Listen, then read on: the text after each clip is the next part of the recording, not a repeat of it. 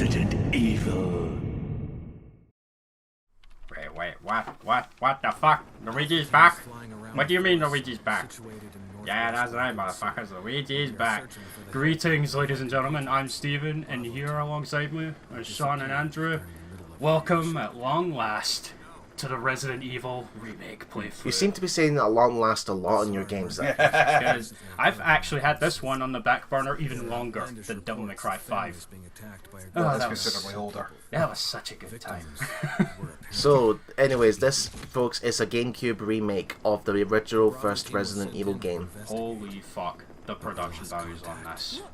I think this is the absolute pinnacle of survival horror. This is my favourite of the classic Resident Evils. Yeah, we're finally diving back into classic Resident Evil for the first time since... Zero. Yeah.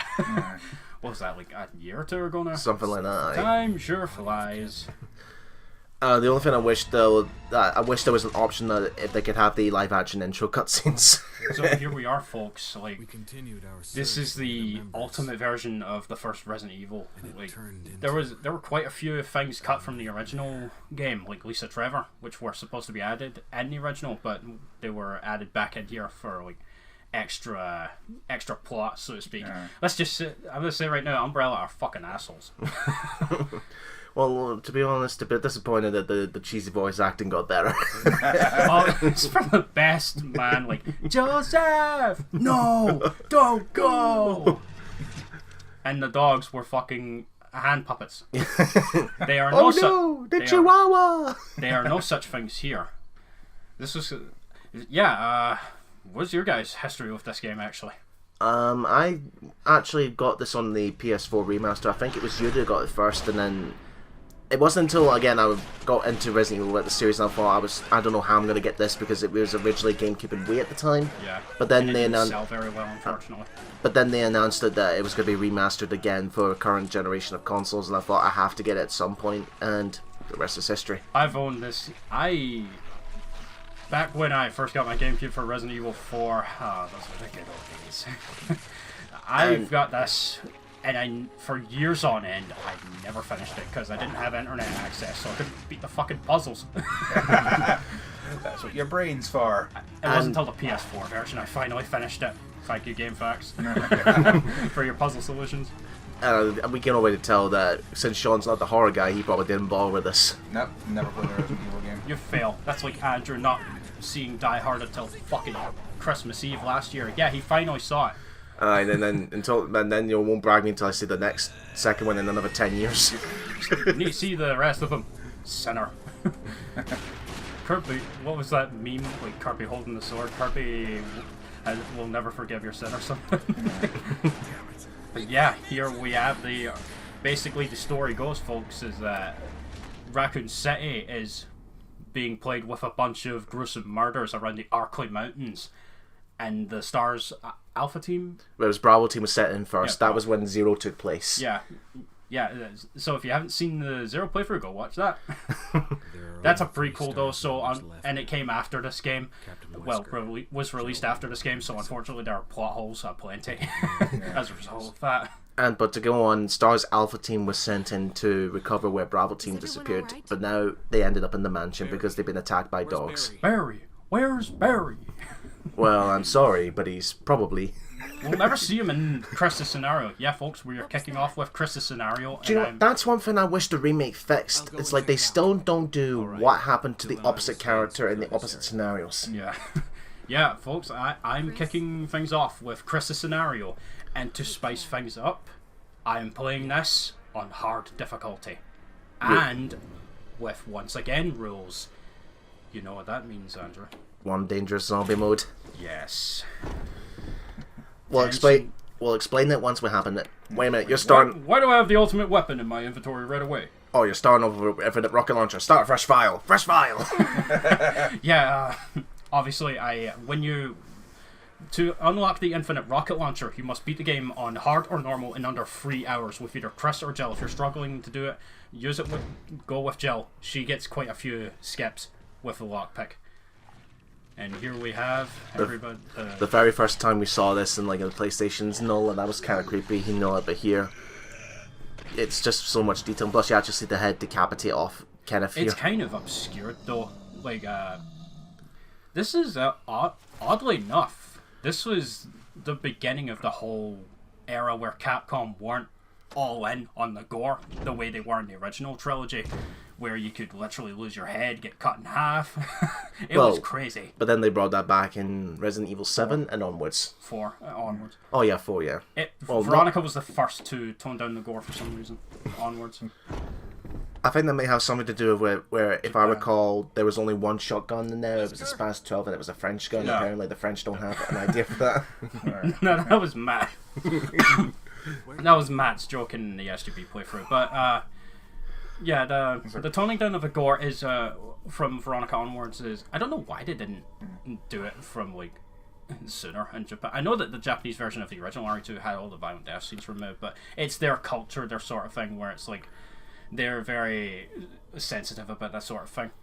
Yet they have fucking tentacle hentai. Like, what? Well, it's made in Japan. What else do you expect? But yeah, folks, here we are. We are playing with classic Resident Evil rules. So, for those of you just joining us, as you can see, the gameplay is very different from modern games. Well, first off, welcome. Yeah. Also, go watch the Zero playthrough first, damn it. Now, as you see here, our camera angles are fixed, and whenever you reach a certain portion of the room, there will be a very minuscule pause, or maybe no pause at all, as it transitions to the next camera angle. Sorry to interrupt, but what if that tape we picked up a tape there from Kenneth, but we never find out what is in that tape till the very end of the game. Yeah. What if it was just secretly a collection of 5 vids? Then we burn it. Fucking goofy. Oh, I think I've shown off the. No, wait, where is it? Yeah, there's the. What the fuck? I'm playing this with the alternate controls. Fuck tank controls.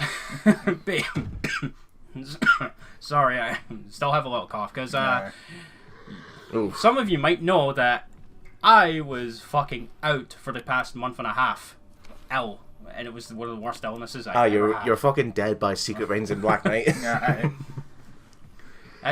Those are the alternate controls in play. They let you go in whatever direction you want with the stick. What I don't like about it is that every time the fixed camera changes, the controls reset. To avoid going in the wrong direction when the camera changes, hold the stick in the direction you're currently running. Yeah, and one of the big differences there, no dagger on that shelf there, Andrew. That's one of the changes on hard mode. And I also saw another change earlier when you were in the first room where there was the crow. Usually there's 2 green herbs, but then there was only 1 this time. If you're wondering what that stuttering is as I'm going down the stairs, that's a funny little glitch where you can save a few frames by just tapping the run button with the tank controls. Even if you're using the alternate controls with the stick, you can default to the tank controls at any time using the D-pad. If you want to run, hold square. It all depends on your button configuration, because that's one of the things about Resident Evil games. They all got their own fucking control schemes. But yeah, as you can see, folks, our gameplay here is significantly different from the modern games. And as for our health system, we have... You've seen me open my inventory a few times. You see a hospital monitor on the side of it. That's your electrocardiogram. It will change... Yeah, you see it on the very left there. There's a sort of like tube thing there. It's only a tube because there's I picked up an item. But when you open the inventory normally, it will display your current health status. Fine, green, caution, yellow, caution, orange, or danger, red. And when you're in danger or caution orange, that's when you start limping. Here's some sick dodging I pull off. I remember that. Aye. I was like, how's down there picked up a book called The Book of Curses and thought, yeah, this will be good to take with me. Let's see, but this curses includes names like fuck off, ball bag, wanker. Oh yeah, that is how it's done. Swift dodging, yeah, folks. It's not always about killing everything in classic Resident Evil. Sometimes you gotta know when to run. Well, I'm assuming ammo is precious. Very, very precious. Actually, shotgun shells are rather plentiful, even on hard difficulty. You're going to see, folks. It is very possible to beat this on hard mode with no problem whatsoever if you know what you're doing. But at the same time, the goal's not to kill everything. Yeah. I would say the only zombies you would have to kill is the ones that you know you're going to have to go through that specific hallway multiple times. Yeah. Or if they're like in your... Like if it's a... Oh, speaking of the zombies, this game introduces a rather nasty new gimmick, Crimson Heads. Here's the thing: when you down a zombie in the original Resident Evil, when you killed a zombie and left the room, that was it. They were gone. But in this game, when you kill a zombie, their body stays on the floor. And after a certain amount of time, depending on your difficulty level, easy gives you there are 4 difficulty levels. You got very easy, normal, and hard. There's also real survival as well, which is a pain in the ass, by the way, because basically, we'll get to the item boxes later. But if I put my rocket launcher in one specific item box, I will not be able to take it out from all the other ones on real survival. I will have to go to that one specific one. That would be where the real comes in then. That's where it wants to be realistically annoying. Yeah. But anyway, to go a game about zombies wants to be realistic. Sure. But anyway, to go back what Steven said about the Crimson Heads, basically in this gimmick, as Steven mentioned in the original game, where you kill the zombie by popping up its head or waiting to see the body bleaks on the floor, that's it. But in this game, if you do not burn those zombies or blow off a headshot, they'll come back as reanimated Crimson Heads. You do not want to deal with a Crimson Head this early in the game. I love that. I love the way they catch you off guard here. Because in the original, when you first go into this hallway, the dog just straight jumps out the window. I think there's a... Yeah, even on hard mode, this is here. Yeah, and then there's another one, I think, up ahead with handgun ammo. This is a new gimmick. Defensive items, aye. If you guys played Remake 2, you might be familiar with this. Basically, you have a defensive item equipped at all times once you pick it up. You can choose to unequip it at any time. You can also choose it to use automatically or set it to manual. And you gotta press L2 or, depending on what your controller scheme obviously is, to use it when you get grabbed. If you get grabbed from behind, though, you cannot use it. So and you are taking damage. I think it does double the damage if you grab from behind, doesn't it? No, whenever you get grabbed by an enemy, the game, or get hit by an attack, the game essentially does a damage roll to figure out how much damage you're taking. Obviously, higher difficulties, you're taking more. Oh, and, do you know, Steven, it's so good to have the detailed gamer explanation back. And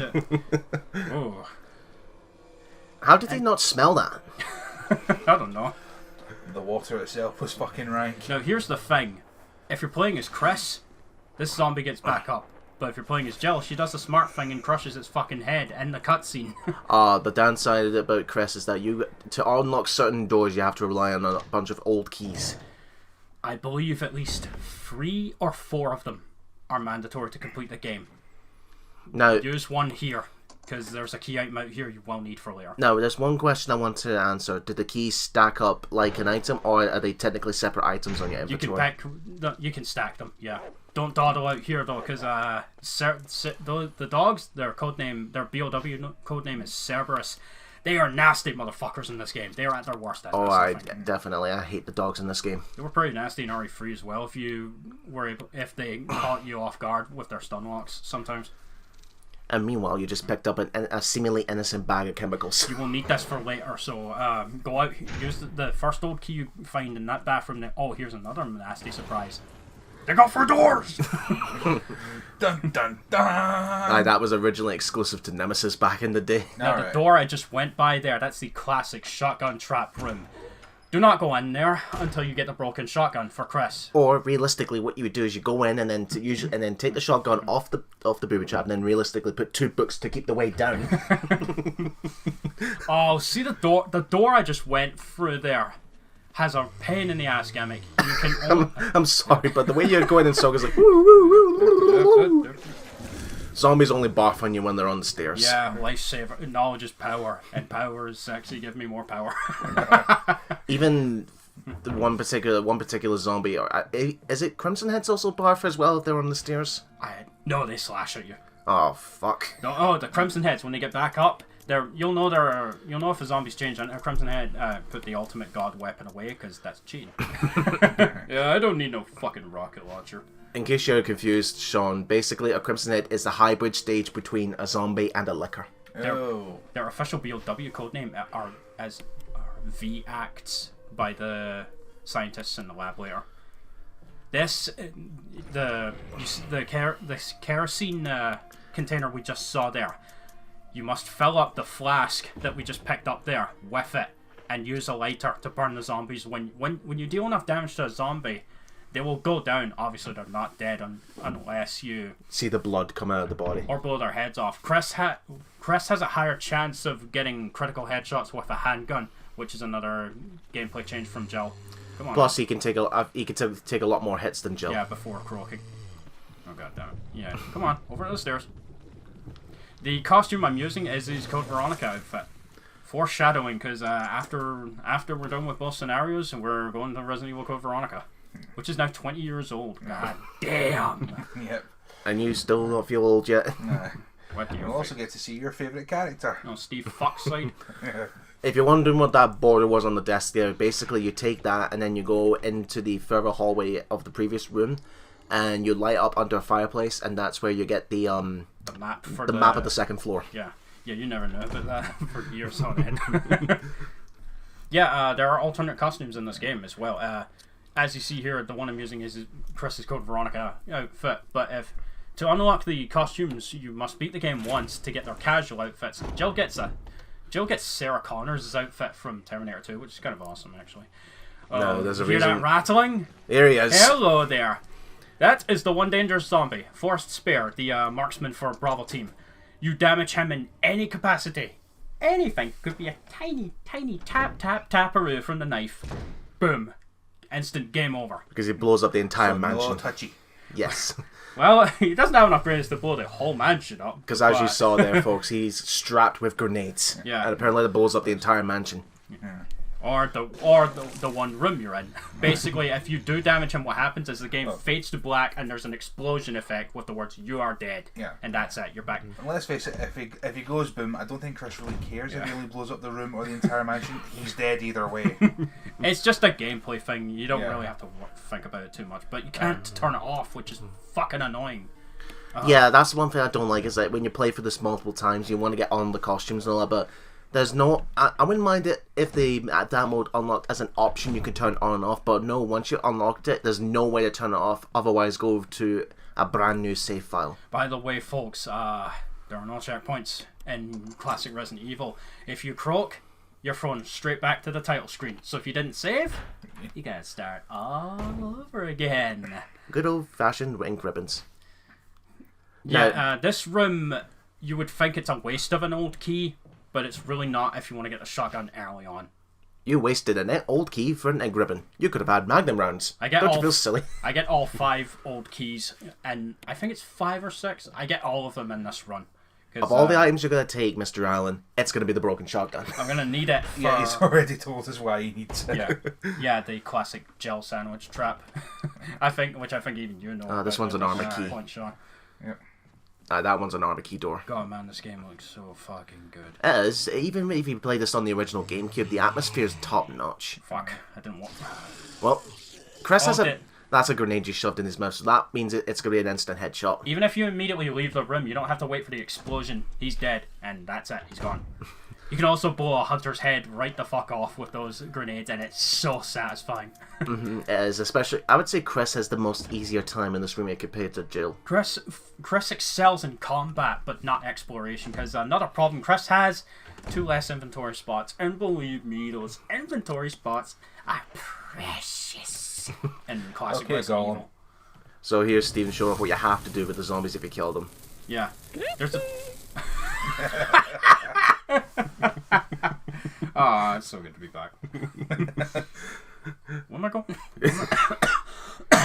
And Steven's dying again. Yeah, the last remnants of my cough. Infected him. No, I got infected with the T-virus. Anyway, there's some kerosene here. Now, the amount of kerosene depends on difficulty. Two uses.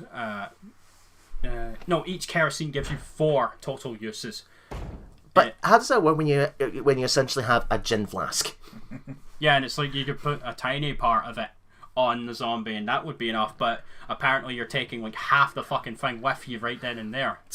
That door right there... Well, to be fair, that's probably just so that you're thorough. Yeah, it's like...